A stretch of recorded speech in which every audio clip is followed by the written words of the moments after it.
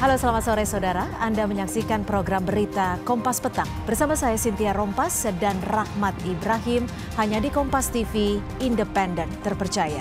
Informasi pertama akan disampaikan Ibrahim, silakan. Baik, terima kasih Cynthia.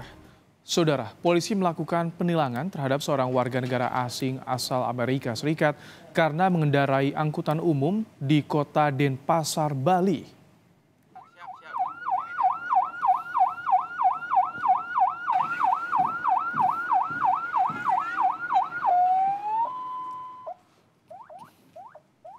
Polisi mengejar angkutan umum yang dikendarai warga negara asing saat melintas di Jalan Sunset Road Imam Bonjol.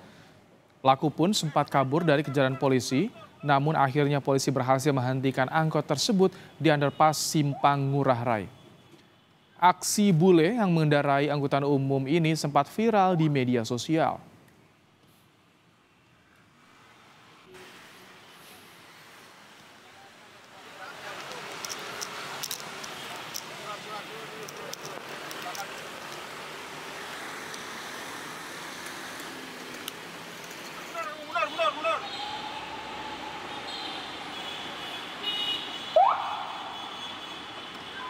Kepada polisi, pelaku mengaku menyewa angkot itu dari temannya untuk mengangkut papan selancar.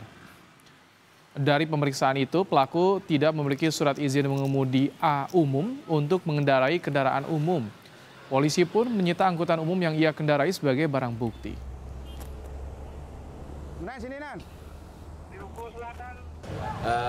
Di jalan kita mendapati betul yaitu seorang warga negara asing yaitu mengendarai kendaraan umum angkutan warna biru dengan plat nomor DK 1892 BT di bawah underpass ya Bandara Ngurah Rai, Sunset Road. Kemudian setelah itu dipimpin oleh Wakasat dan Kanit Patroli, kemudian memberhentikan kendaraan dan melakukan pemeriksaan kendaraan.